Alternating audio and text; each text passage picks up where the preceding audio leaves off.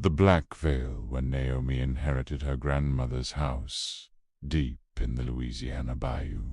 She thought it was a chance to reconnect with her roots. Poor bitch.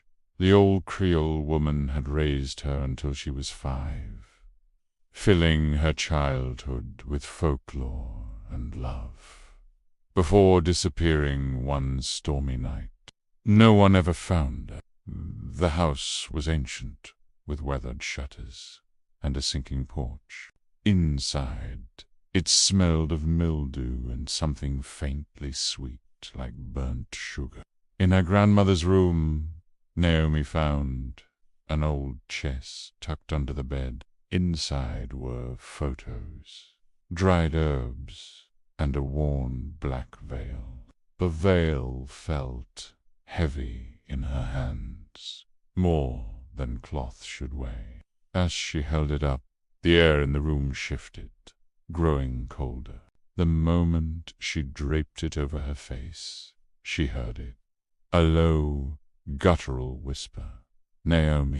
She ripped the veil off, heart pounding.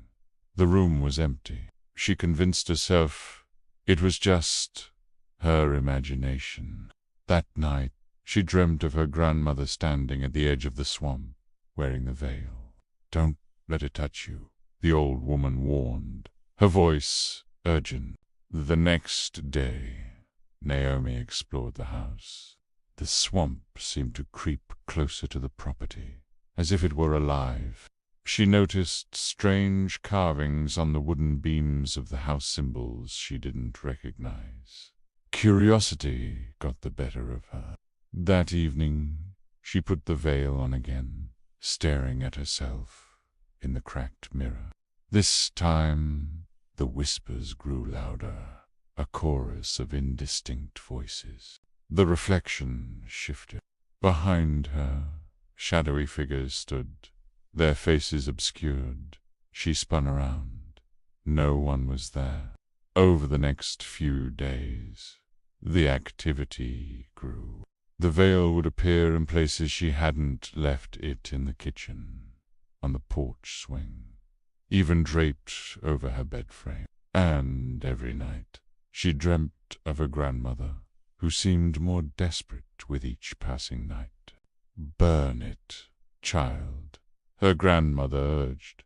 One night, "before it binds to you." Naomi finally decided to investigate. She found an old diary in the chest, written in her grandmother's handwriting.